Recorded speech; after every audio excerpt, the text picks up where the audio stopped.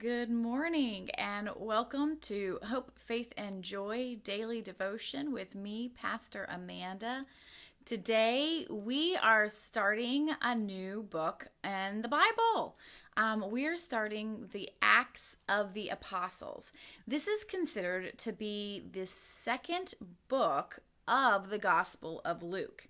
And primarily we figure this out because at the very beginning it says, in the first book, Theophilus, I wrote about all that Jesus did and taught from the beginning.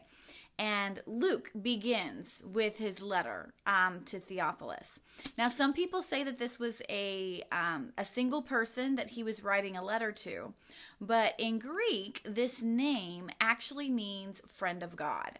And so if you think about it, he's writing to anyone who claims to be a friend of God. So this letter was written to you and me just as much as it might have been written to a single person. But knowing Luke, he wanted more people to know than just one. So that's very important. And so what we find out is that what Luke is telling us in this letter is that he's giving instructions of what's to happen with the Holy Spirit to come to the disciples. Now that Jesus has been resurrected, they are to receive the Holy Spirit. So he does go on and talk just a little bit about Jesus's ascension. And he talks about how they were instructed to not leave Jerusalem. They were to stay in place until they had received this Holy Spirit. But it has this wonderful moment where it says they went to the mountaintop to see Jesus ascend, and then they're just standing there looking. And then they're looking. And they're still looking. And it says that there was two men in white robes stood by them, so potentially angels. And these men said to them, like, why are you standing looking up towards heaven?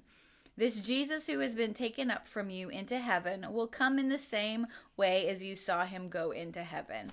And pretty much what they're saying is, you've seen the show, now you have your work to do. And in a sense, it's kind of that reminder of Jesus and the transfiguration where, Peter and John wanted to stay. And Jesus is like, no, you've got work to do. So there's kind of that complementary thing going on here where, like, you've seen it. Now you don't get to stay here. You have more work to do. And so then we have the conclusion of the first chapter of Acts. It's kind of morbid, but at the same time, there's this recognition of what's going on. And so there's this rehashing of what Judas did, Judas's betrayal of Jesus. And it talks about the punishment that Judas experienced for betraying Jesus. And where the money that he had chosen money over following Jesus. And it led him down this road of evil. And so there's that kind of that thought there, And Luke was very much, if you think about the rest of Acts, Acts is about people sharing what they have, using their goods and their services and their money to help other people. And so Judas is this epitome of what not to do. He made money off of the betrayal of Jesus so that he could have his own thing. And he wasn't interested in sharing. He was interested in making money. And so then, of course, it says, like, his bowels exploded and everything. So it's kind of gross. They're like, he experienced a really horrible thing. And so then what happens is here, that's like the sense of that he bought property in order to live on. But what happens is his property becomes a graveyard. So because of what he has done, it is now the place for the dead and not a place for the living. And so just kind of that contrast that money can be, the love of money can be the root of all evil is kind of what we have going on here. And so what happens then now, though, is that now there are only 11 disciples. and there needs to be 12. So what are we to do? So what they do is it says that they spend a lot of time in prayer, and kind of a time of figuring out. They have two people, Justus and Matthias. And during this time, it's so interesting. They do all this discerning, and yet they still leave it up to casting lots.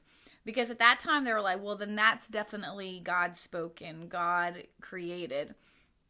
And so they cast lots so that there will now still be 12 disciples. It's very important for them because that's reflection of the tribes of Israel. And so for the scriptures to be fulfilled, that these 12 there needs to be that 12.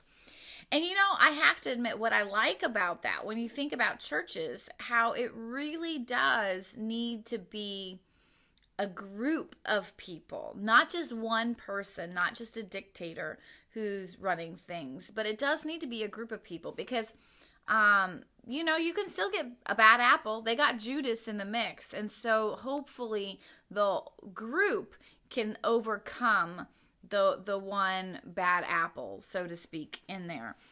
But it also, to me, recognizes that you have to pass it down.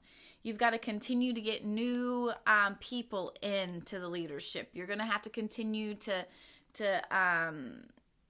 rotate and put new people in.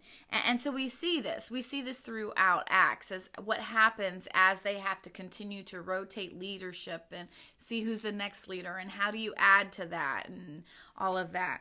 And so what we see is kind of now we're going to see what happens in the politics of creating the church. Jesus is resurrected, so now how do they keep that going? And tomorrow we'll learn a little bit more about what happens once you receive the Holy Spirit, what goes on next. And so we're now on to our next book of the Bible. We're really getting along there, so thanks for joining me today, and I'll see you tomorrow as we look at chapter 2 of Acts of the Apostles. Have a great day.